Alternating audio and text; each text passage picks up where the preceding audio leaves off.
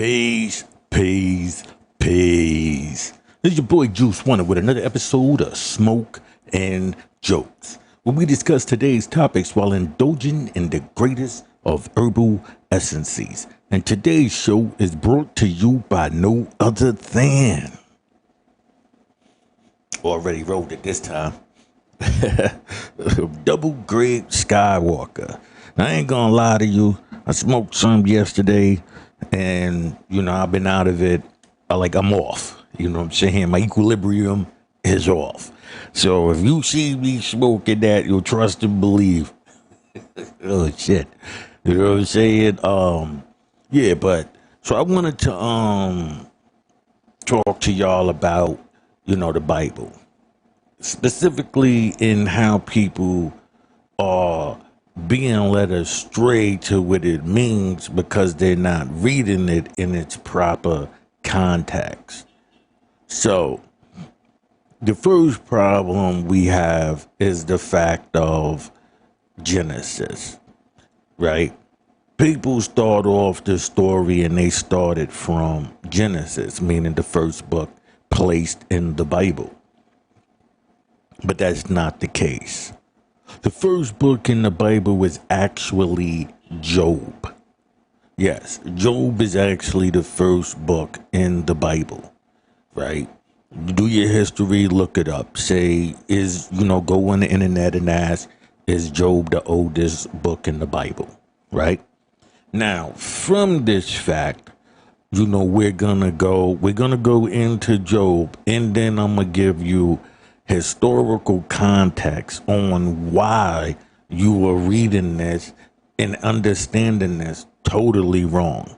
You know what I mean? So, and this is the great Jew deception, the Jewish deception, and how we find ourselves associating ourselves and trying to find ourselves in something that it is not geared towards us, black people.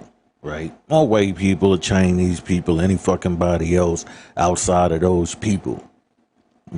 So I'm gonna get into this. Hold on. Let me move my keyboard here. All right. So let's go over here, right? Now, this is the book of Job that you see behind me. I'm gonna be reading it. And you're more to listen or read along. Some of it I might, mess up on and you can catch it yourself, right? I'm reading the book of Job. This is the King James Version, right?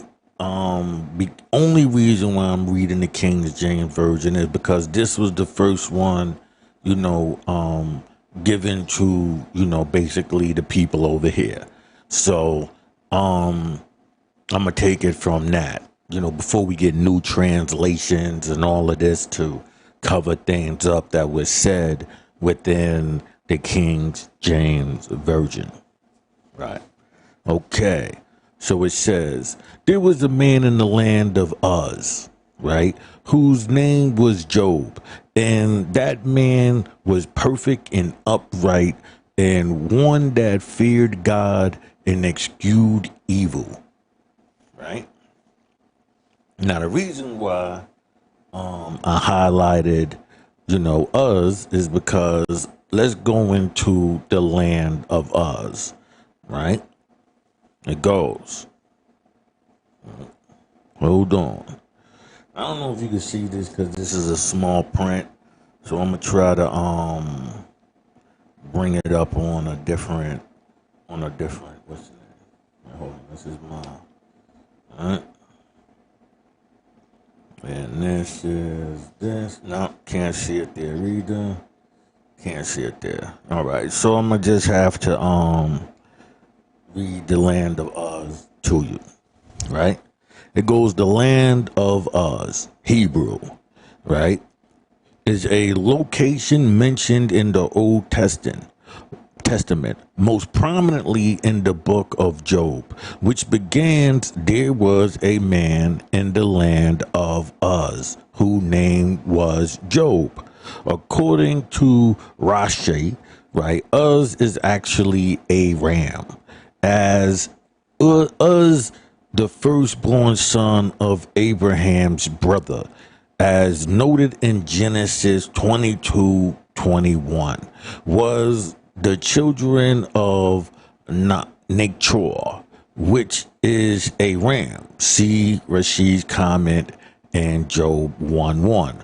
According to the War Scroll, one of the Dead Sea Scrolls, the land of Uz existed beyond Euphrates, probably in relations to Aram. A column 2 verse 11, it is noted, they shall fight against the rest of the sons of Aramea, Uz, Hul, Togar, and Mesha, who are beyond the Euphrates. Uz is sometimes identified as the kingdom of Edom, roughly in the area of modern-day southwest Jordan and southern Israel. Lamentations 4:21 reads, "Rejoice and be glad, O daughter of Edom, the dwellest of the land of Uz." Other locations proposed for Uz included more southern Arabia, especially Dhofar, said to be the home of the original Arabs. Bashan, the modern-day southern Syria, western Jordan, Arabia, east of Petra, Jordan, and even modern-day Uzbekistan. The name Uz is mentioned several other times in the Bible. In Genesis, Uz is the son of Abraham, a direct descendant of Shem.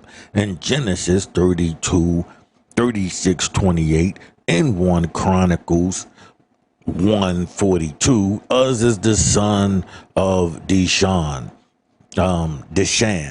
And in 1 Chronicles 1:2, Uz is the son of Shem.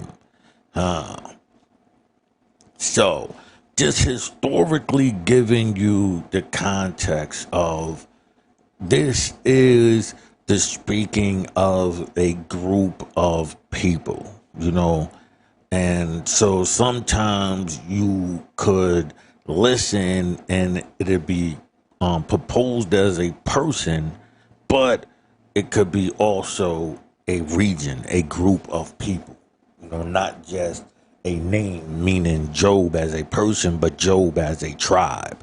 You understand what I'm saying? And man was perfect and upright, and one that feared God and executed evil. And there were born unto him 7 sons and 3 daughters. His substance also was 7,000 sheep and 3,000 camels, and 500 yoke of oxen, and 500 she-asses, and a very great household, so that this man was the greatest of all men of the East. His sons went. I'm sorry, it's a fire truck or police. No, it's a police car coming. Tell you, man, welcome to New York, man. There's always some fucking action out here, man. And it always seems to happen when I decide to start recording and shit. You know what I'm saying? I can pick whatever time and this shit is gonna happen. So fuck it. You know what I'm saying? So that this man was the greatest of all men in the East. And his sons went and feasted on their houses, everyone his day, and sent and called for their 3 sisters to eat and drink with them. And it was so, when the days of their feasting were gone about, and Job sent and sacrificed them, and rose up early in the morning, and offered burnt offerings according to the number of them all. For Job said, it may be that my sons have sinned and cursed God in their hearts. Thus did Job continually. Now, there There was a day when the sons of God came to present themselves before the Lord, and Satan came also among them. So, this is where I wanted to address, at least as far as the context of the New Testament, where it tells you that Jesus is God's only begotten son, where according to Job, right, even if it was before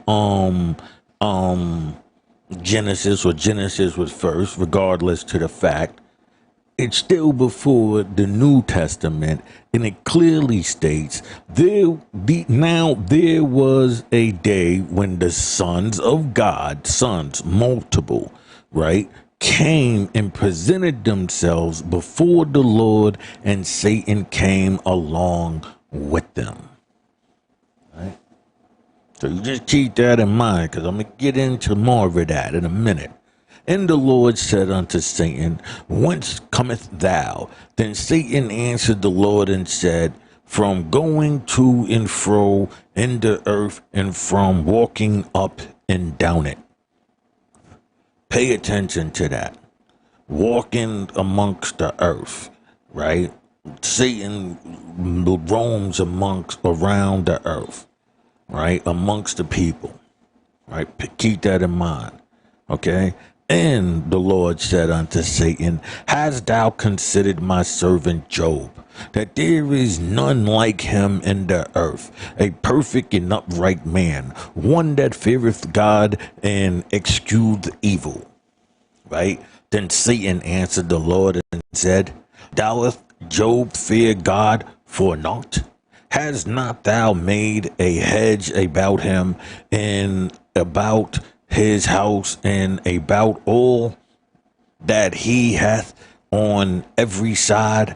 Thou hast blessed the work of his hands, and his substance is increased in the land. But put forth thy hand now, and touch all that he hath, and he will curse thee to thy face.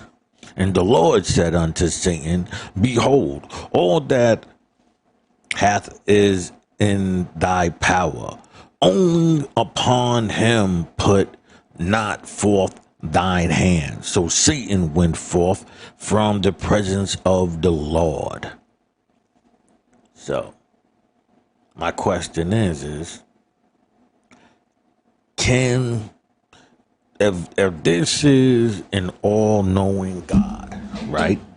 And all of the answers that you were saying is up in the sky, right?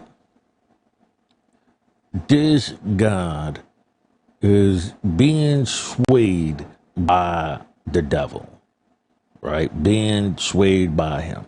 Making him question the loyalty of somebody within his circle, right?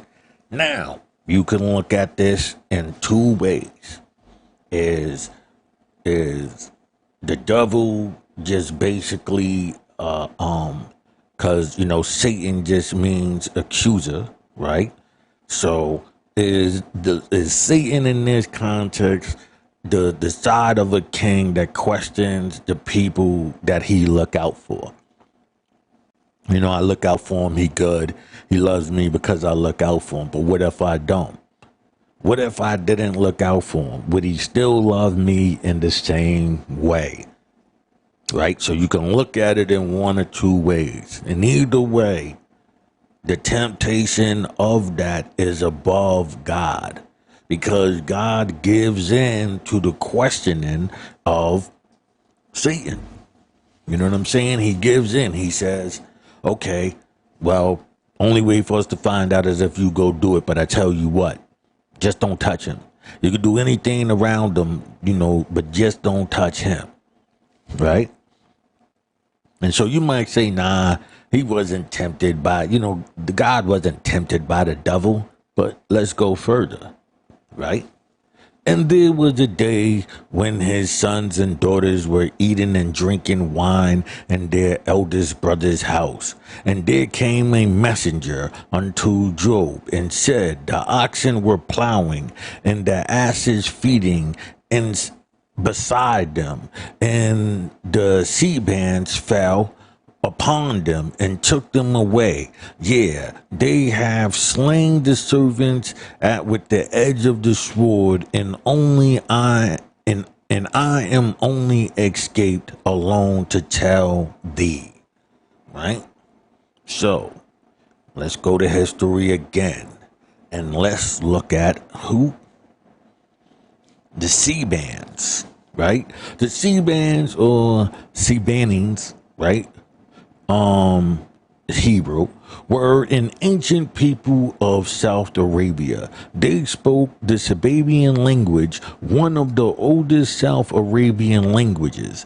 They founded the kingdom of Sheba, Arabic, which was believed to be the biblical land of Sheba, and the oldest and most important of the South Arabian kingdoms. The date of the foundation of Sheba is a point of disagreement among scholars. Kenneth Kitchen dated the kingdom to be between 1200 BC and 275 CE, with its capital at Marib. On the other hand, Israel Finkelstein and Neil Asher Selimberman, whatever, believed that the Sheban kingdom began to flourish only from the 18th century BC onward, and that the story of Solomon, the queen of Sheba, is an archaeologistic 7th century set piece. The kingdom fell after a long but sporadic civic war between several Yemitic dynasties claiming kingship. From this and the late Hymerian kingdom arose as victories. Okay, so like I said, once again, these are dealing with kingdoms and tribes. So they're saying that, this kingdom was righteous, that they did the right things. And even when things, came upon them, they was able to come, back. If you're looking at it on historical of land, right? Now, if you're looking at it through the moral compass, we go through the story, right? While he was yet speaking, there came another and said, a fire of God is fallen from heaven and hath burned up the sheep and the servants and consumed them. And I only am escaped alone to tell thee. While he was yet speaking, there came also another and said, the Chadlings made out 3 bands and fell upon the camels and have carried them away. Yea, they slain the servants with the edge of the sword, and I am escaped alone to tell thee. This is the Chadlings are another with them you can tell off the rip that they're telling you that that's a group of people. While he was yet speaking, there came another and said, thy sons and thy daughters were eating and drinking wine in their eldest brother's house. And behold, there came a great wind from the wilderness and smote the 4 corners of the house, and it fell upon the young men, and they are dead. And I alone am escaped alone to tell thee. And Job arose and rent his mantle and shaved his head and fell down upon the ground and worshiped and said, naked I came out of my mother's womb, and naked shall I return there. The Lord gave and the Lord has taken away. Blessed be the name of the Lord. All in all this Job sinned not, nor charged God foolishly. So this is, hold on, let me take this down. We can go back up into this other one, right?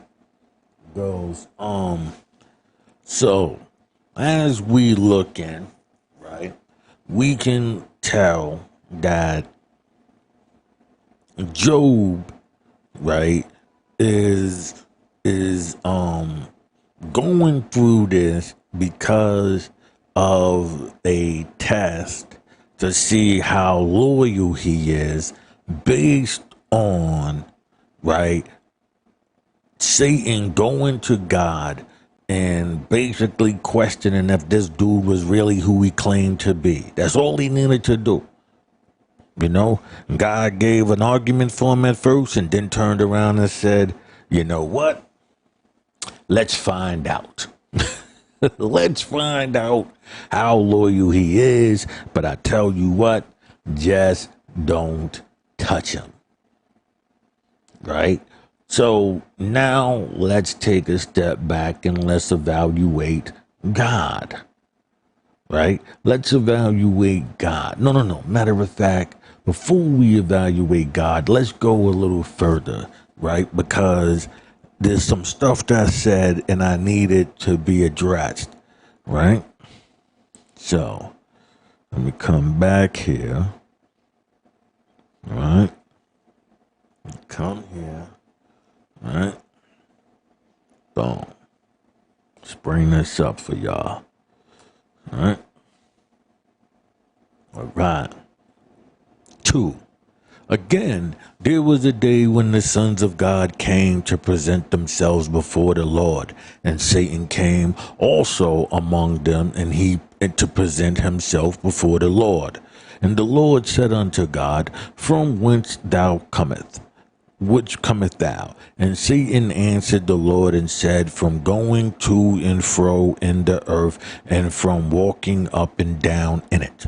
And the Lord said unto Satan, Hadst thou considered my servant Job, that there is none like him on the earth, a perfect and upright man, one that feareth God and eschewed evil, and still he holdeth fast his integrity, although thou movest me against him to destroy him without cause.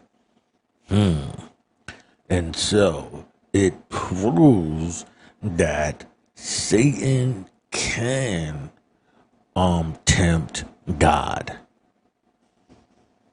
It's proven right there. It says, although thou hast moved me against him to destroy him and destroy him without cause. Let that sink in. He's admitting to him that he had no reason to do this to Job outside of the fact that he basically questioned him on it and pushed him in that direction. Hold on a minute. Someone at my door.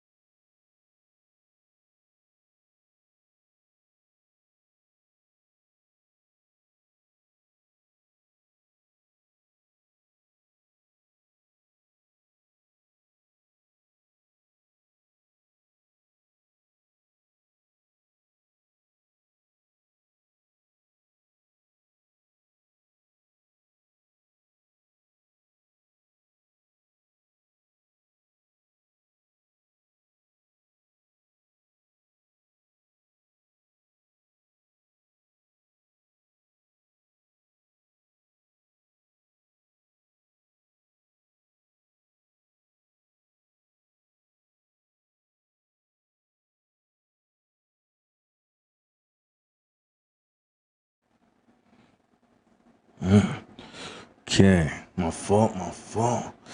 Let's get into this again. Right here. Right.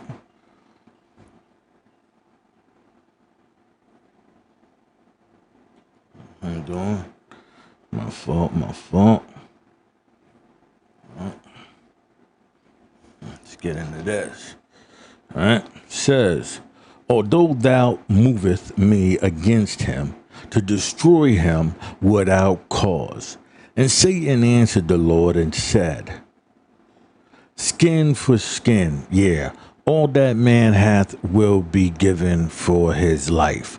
But put forth thy hand now and touch his bone in his flesh, and he will curse thee to thy face. And the Lord said unto Satan, behold, he is in thy hands, but save his life. All right. So, once again, you can see that the since at this point it looks like Satan is God's advisor. You know what I'm saying? Like basically telling him who he should trust and who he should not trust. So then it makes you question, hold on a minute.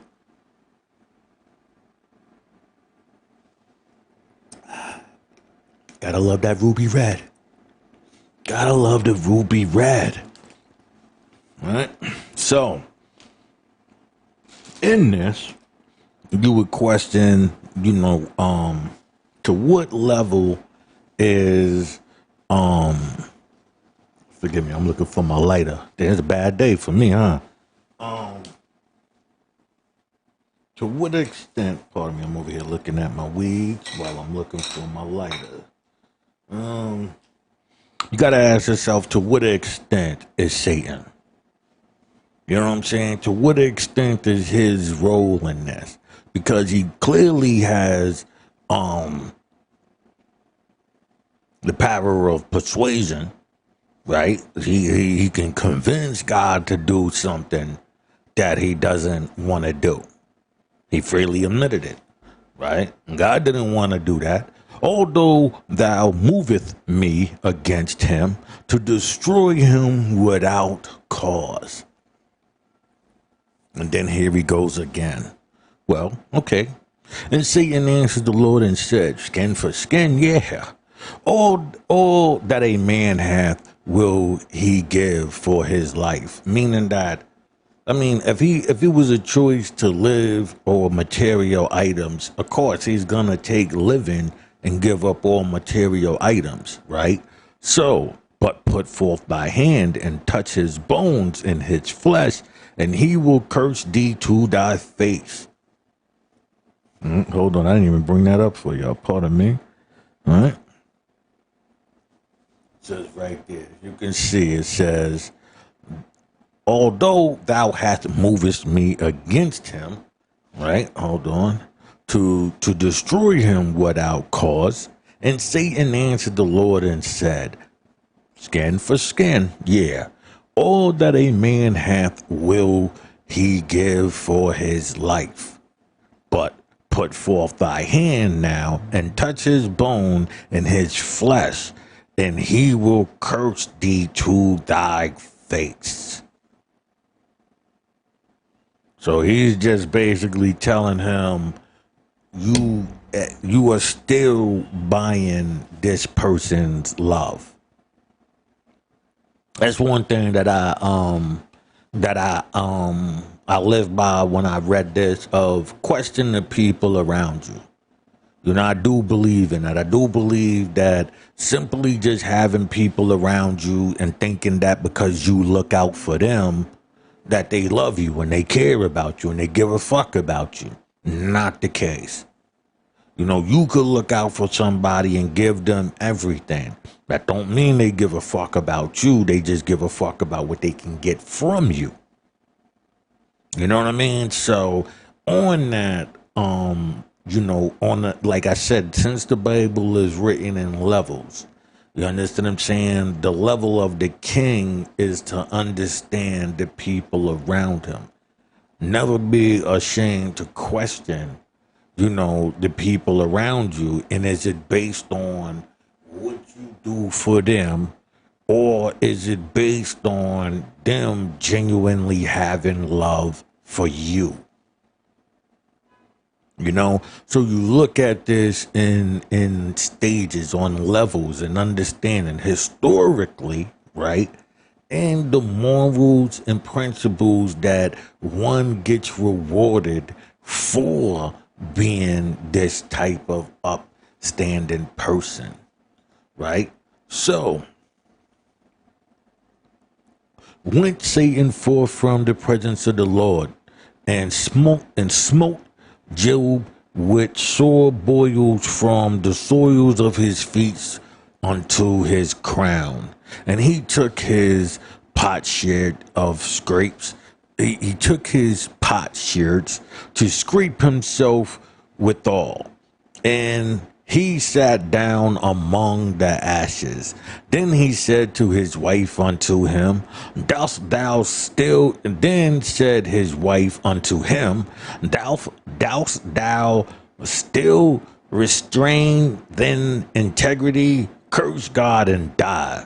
But he said unto her, Thou speakest as one of the foolish women speaketh. What shall we receive? What shall we receive good at the hands of God, and shall we not receive evil? In all this did not Job sin with his lips. See, he knew not to listen to her. He knew that, she speaks with a different mindset. She's dealing with immediate situations, not the long term or the big picture. What you can provide right then and there. And if you can't get it, fuck you, you ain't shit, this, that, and the third. He's like, no. The bigger picture is bigger than just an immediate fix. Life is beyond just that one moment. It's before that moment. All of the things that you have went through before then. And all of the possibilities that can happen after. A cloudy day, a bad day. It should not destroy everything that happened before then, and it should not, prevent any joy in the future based on the incidents that happened right then and there. That's the message you get from mortal man. Mortal man is supposed to, understand that it's good times and bad times. Do not give up altogether, because this is a two-sided story. This is about a man who must keep the believing even through all type of adversities. Even when he's rocky and he got a wife that's saying, you can't win. That's what she basically was saying. You can't win. Quit. Get it over with. Just roll up and die. Curse God, get it over with, and die. It's probably cosmetic. I don't even want to get into that because they didn't get into it, so I don't want to get into it either. You know what I'm saying? But it's clear that, he told her, Be he said unto her, Thou speakest as one of the foolish women speaketh. What? Shall we receive good at the hands of God, and shall we not receive evil? Meaning that if you curse God, if you think you got it bad now, could it get worse by could it get better by cursing him, or would it get worse?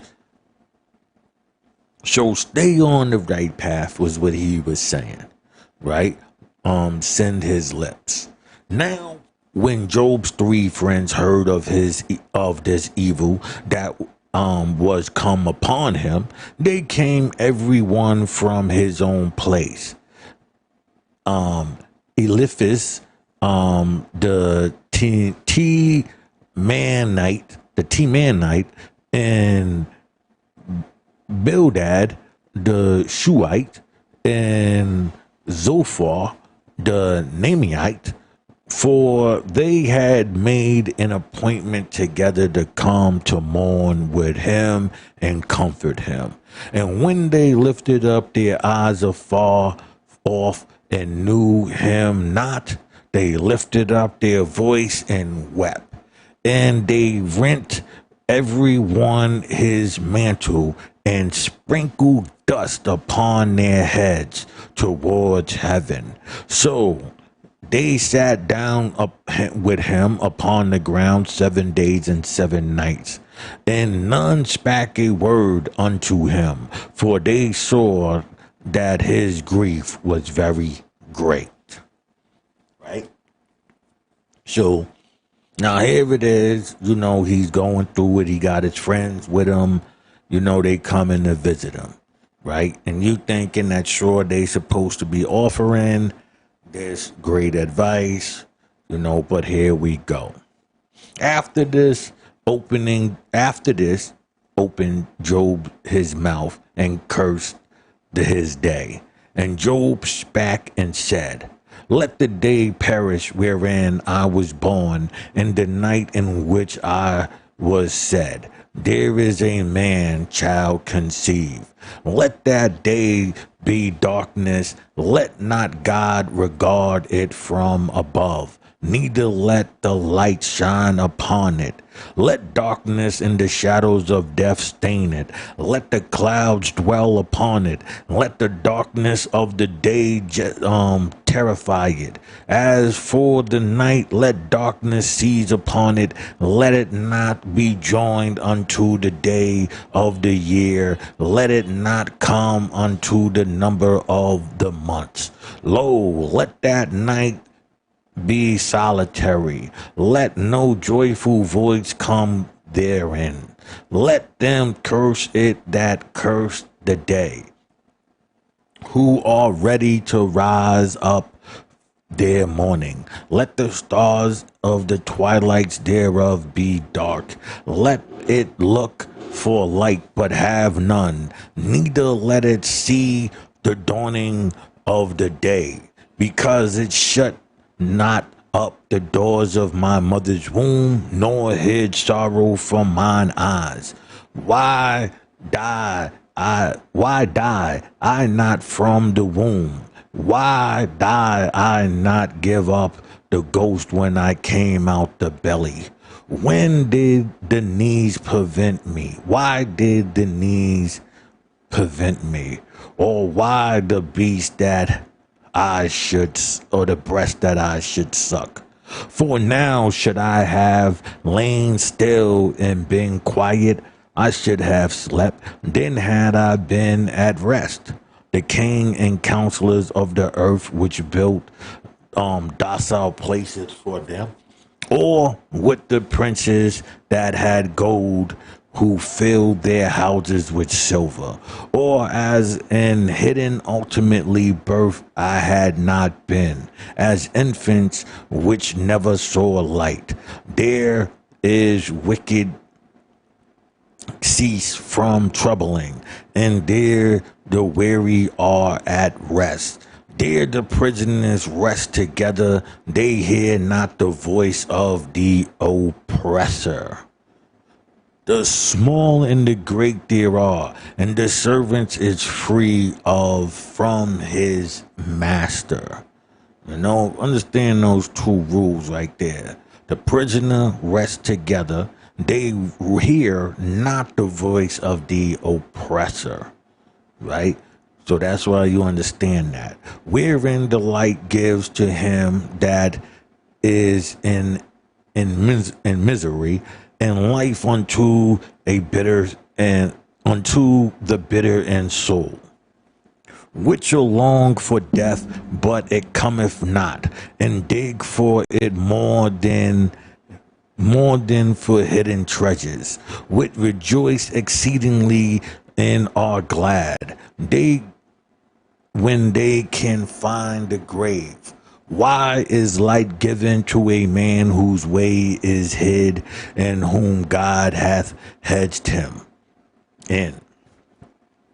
For my sighing cometh before I eat, and my roarings are pouring out like water. For the things which is greatly feared, it comes upon me, and that which I was afraid of it coming upon me. I was not in safety, neither had I rest, neither was I quiet, yet trouble came. Let me take one more quick break real quick. I just want to grab a lighter, forgive me, and I want to smoke.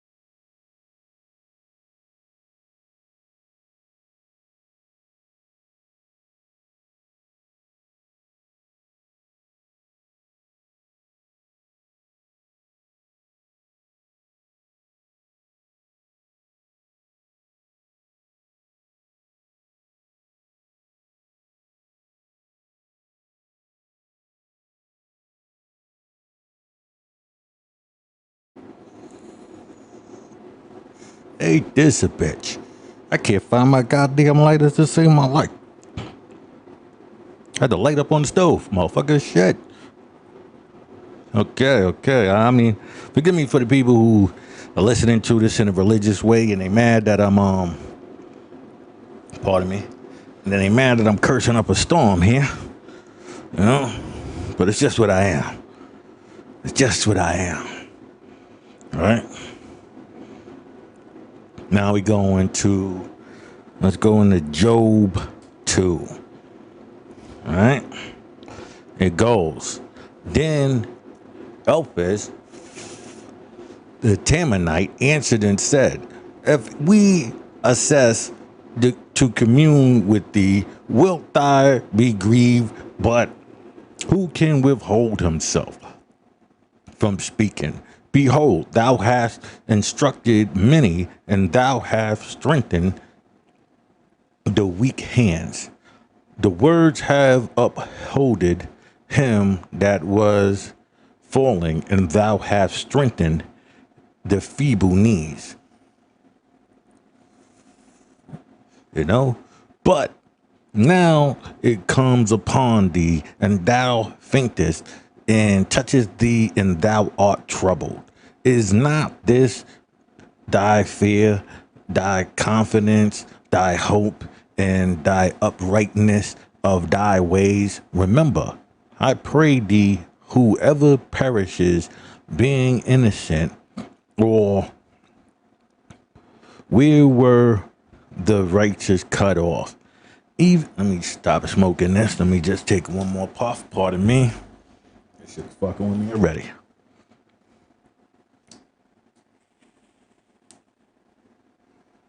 All right. Now let's get into this.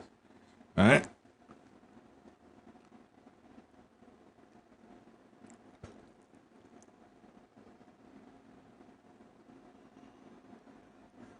Gotta get that smoke out the lungs.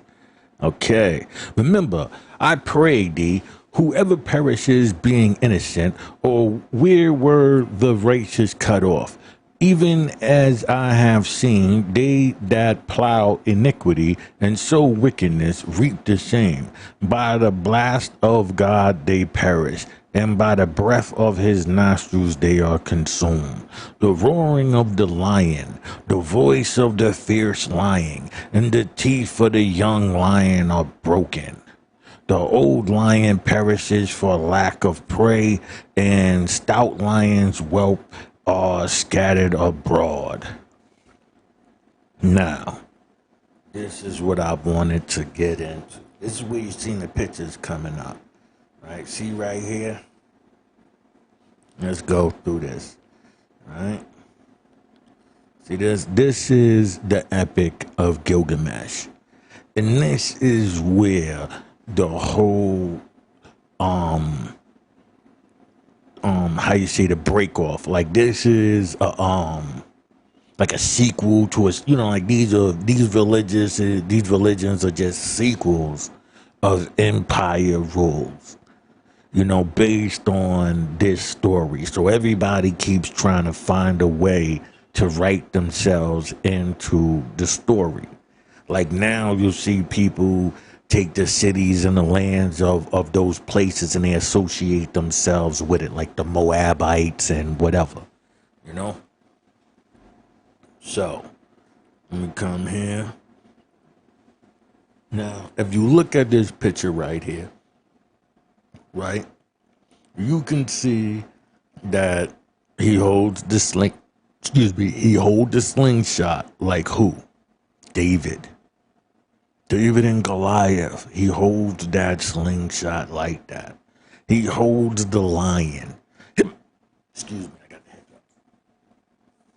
He holds the lion.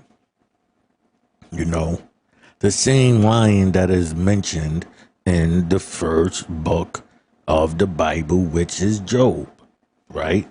It says, by the blast of God they perish. By the breath of his nostrils they are consumed. The roaring of the lion and the voice of the fierce lion and the teeth of the young lions are broken. Right? Let's see here. Right here you see him.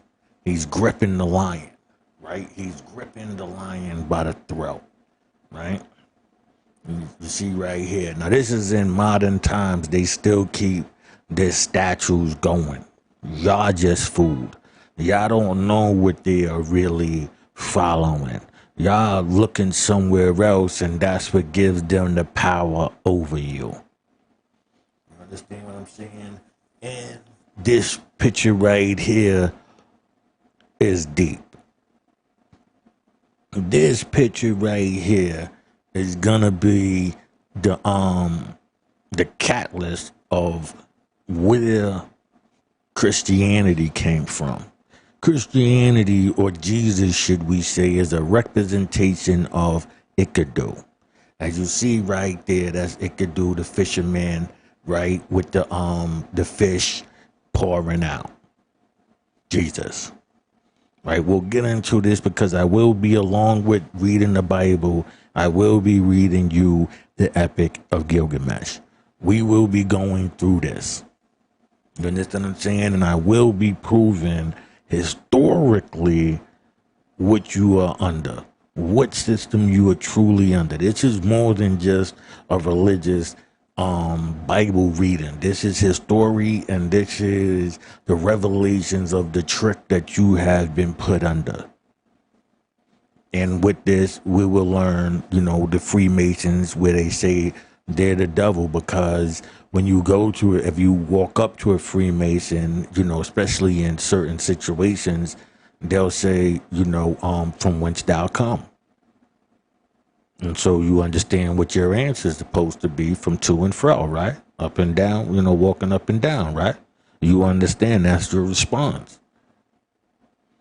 You know what I'm saying? So this right here this whole thing is on layers. I will be breaking down how other people use it.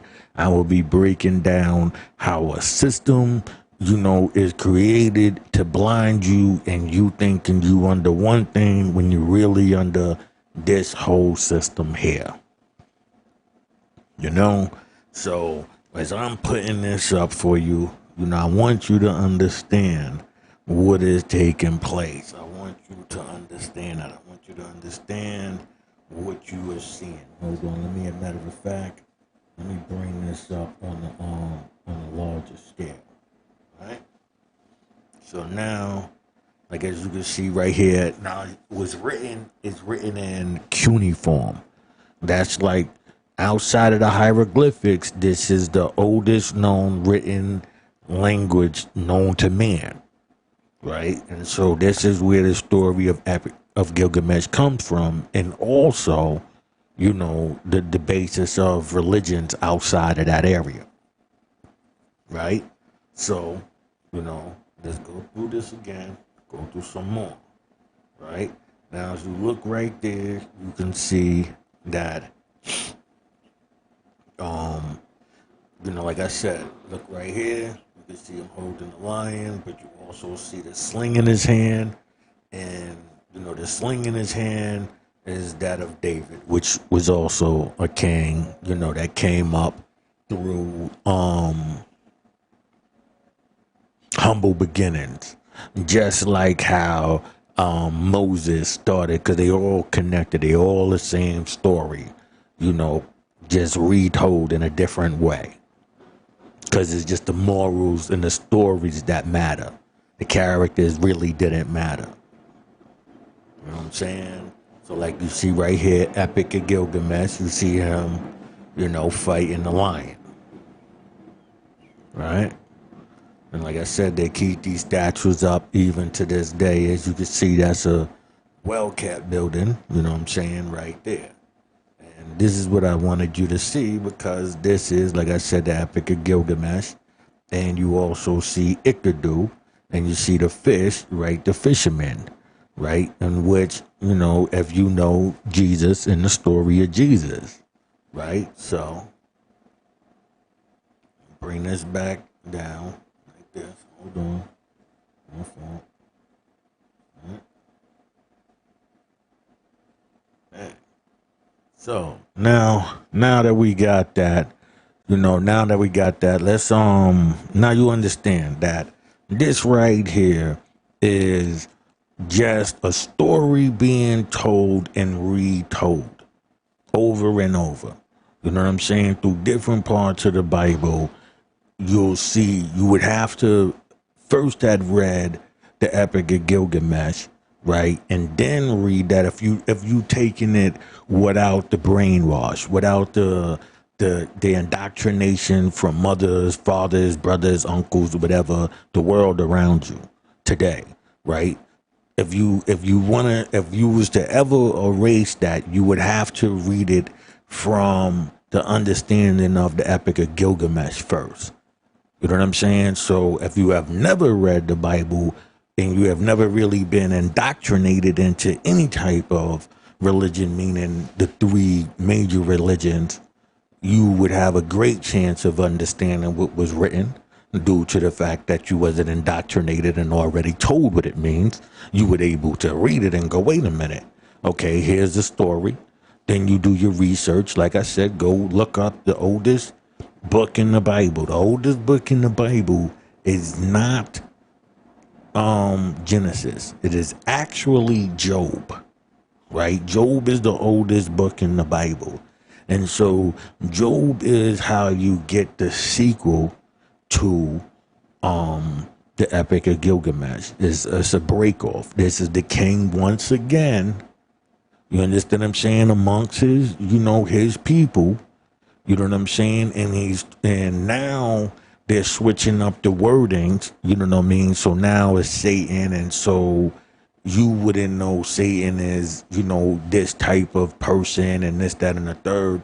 And so then you have the religious text version, and that's where everything goes astray. So I'm taking you back to the beginning so you can have a full understanding of what they're really promoting versus what you are getting from it.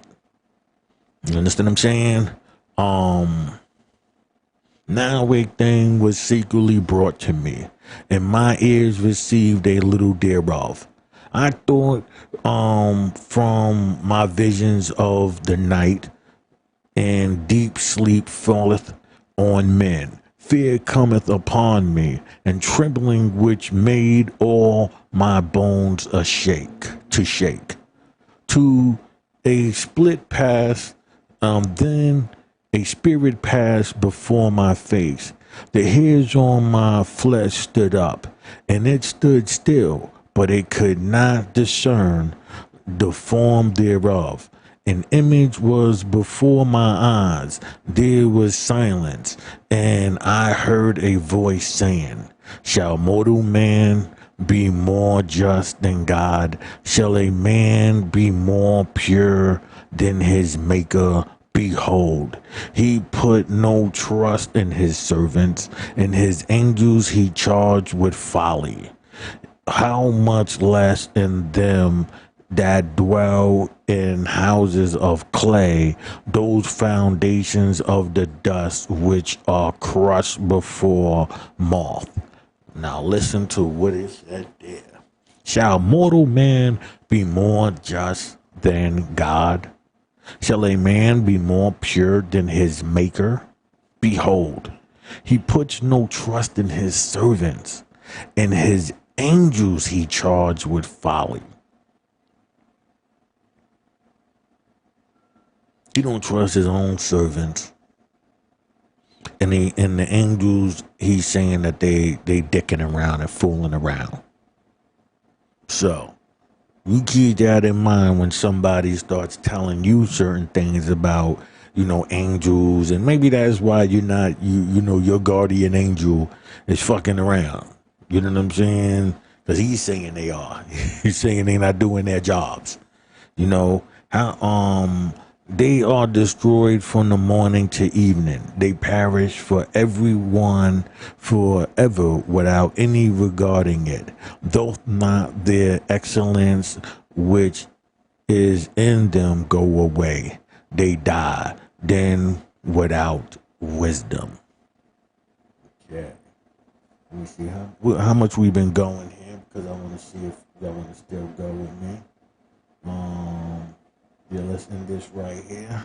So we're in this is at the end of, this is Job verse chapter 4, right? This is the end of chapter 4. So we're gonna end up right here, and I hope you take this information and you understand what you have. You know what I'm saying? Understand and do your research. I will be pulling up my next one. I'll be pulling up some, as you can see right here. I don't want you to think that I don't have it already, right? As you see right here, this is the Epic of Gilgamesh, right? So I will be going back and forth, showing you historical evidence of the connections. All right. Peace. This is your boy Juice Winner with another episode of Smoke and Jokes, where we discuss today's topics while indulging in the greatest of herbal essences. Today's show is brought to you by no other than Double Grape Skywalker. Yeah, make no mistake, there is, I'm about to say that, in order for you to skywalk, you're gonna need them double grapes.